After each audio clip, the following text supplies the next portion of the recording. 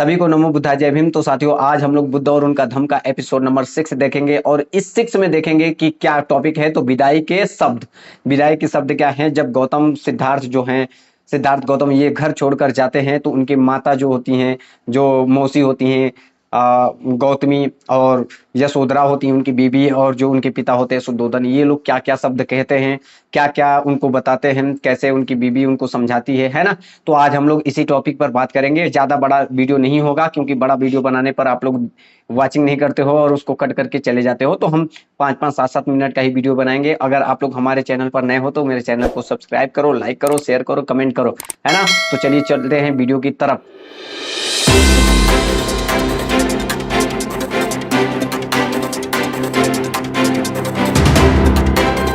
17 number, विदाई के शब्द। विदाई के शब्द क्या हैं, इसके बारे में जानते हैं। पहला पॉइंट, शाक्य संघ की सभा में जो कुछ हुआ इसका समाचार सिद्धार्थ गौतम के वापस पहुंचने से पहले ही राजा के महल में पहुंच गया था। दूसरा पॉइंट, घर पहुंचकर उसने देखा कि उसके माता पिता काफ़ी दुख हैं और रो रहे हैं। तीसरा पॉइंट, शुद्धोधन ने कहा, हम लोग युद्ध के दुष्परिणाम की चर्चा करते थे, लेकिन मैंने यह कभी नहीं सोचा था कि तुम इस सीमा तक चले जाओगे। सिद्धार्थ ने उत्तर दिया, मैंने भी नहीं सोचा था कि बात यहाँ तक बढ़ जाएगी। मुझे आशा था कि शांति के लिए मैं अपने तर्क द्वारा शाक्यों को मना लूँगा। पॉइंट नंबर 5, दुर्भाग्यवश सैनिक अधिकारियों ने लोगों की भावनाओं को इतना भड़का दिया था कि उन पर मेरे तर्कों का कुछ असर ही नहीं पड़ा। छठा नंबर, लेकिन मुझे उम्मीद है कि आप यह महसूस करते होंगे कि मैंने स्थितियों को और अधिक खराब होने से कैसे बचा लिया। मैंने सत्य और न्याय को नहीं छोड़ा है। जिस पर अड़िग रहने की जो सज़ा होगी उसे अपने ऊपर लेने में मैं सफल हो गया। पॉइंट नंबर 7, शुद्धोधन इससे संतुष्ट नहीं था और बोला, तुमने यह नहीं सोचा कि इससे हम लोगों पर क्या गुजरेगी। सिद्धार्थ ने उत्तर दिया, लेकिन इसलिए तो मैंने परिव्राजक बनने के लिए तैयार हुआ। जरा सोचिए, यदि शाक्यों ने आपकी भूमि छीन लेने का आदेश दे दिया होता तो क्या होता। पॉइंट 8, लेकिन तुम्हारे बिना यह भूमि किस काम की है। शुद्धोधन ने गुस्से में बोला, पूरा परिवार ही तुम्हारे साथ देश निकालने पर क्यों ना चले।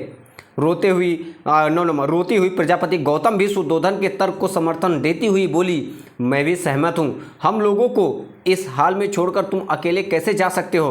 पॉइंट नंबर 10, सिद्धार्थ ने कहा, माँ, क्या तुम हमेशा यह दावा नहीं करती थी कि तुम एक क्षत्रिय की माँ हो।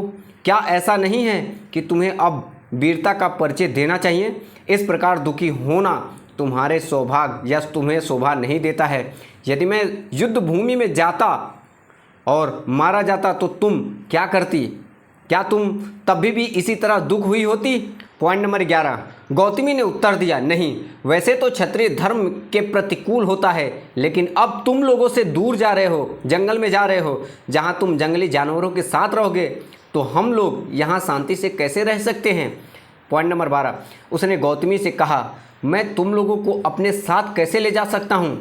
नंद अभी बच्चा है, मेरा बेटा राहुल अभी पैदा हुआ है, क्या आए इन्हें यहाँ छोड़कर मेरे साथ जा सकती हो। पॉइंट नंबर 13, गौतमी संतुष्ट नहीं हुई। उसने अर्ज किया, यह संभव है कि हम लोग सभी शाक्य देश छोड़कर कौशल नरेश के संरक्षण में कौशल देश चले।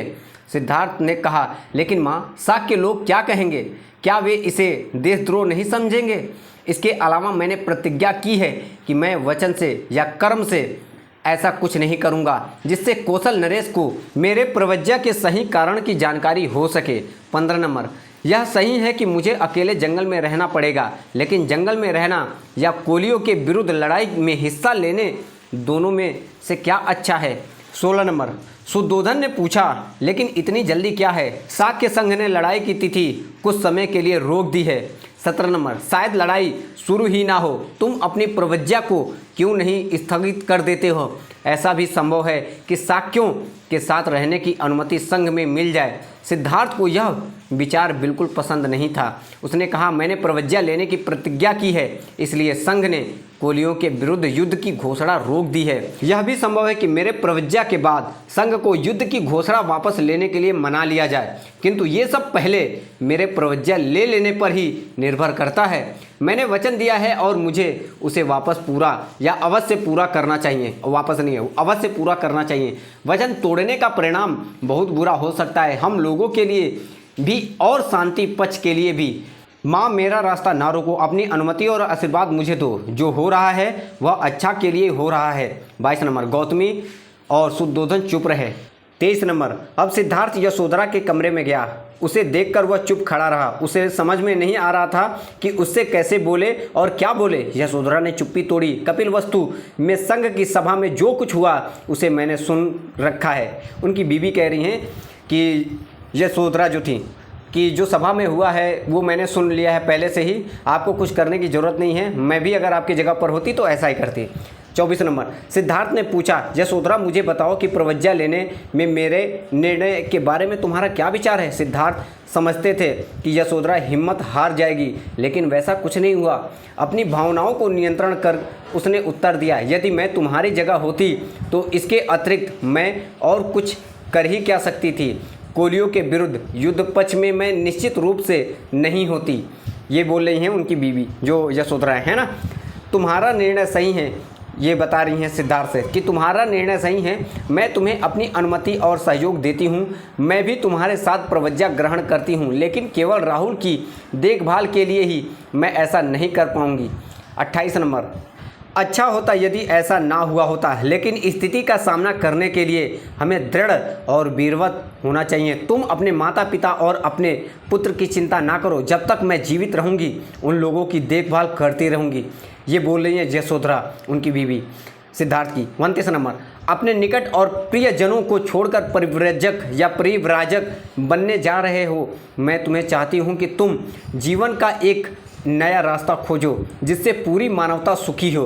30 नंबर, सिद्धार्थ गौतम इससे बहुत प्रभावित हुए। इसके पहले वह कभी नहीं जान पाया था कि यशोधरा इतनी बहादुर, साहसी और कुलीन स्त्री है, और वह कितना भाग्यशाली है जिसे यशोधरा जैसी स्त्री या पत्नी के रूप में मिली है, और किस प्रकार आज समय ने दोनों को अलग कर दिया है। उसने यशोधरा से राहुल को लाने के लिए कहा। एक पिता की वात्सल्यपूर्ण दृष्टि डालकर वह वहाँ से विदा हो गया।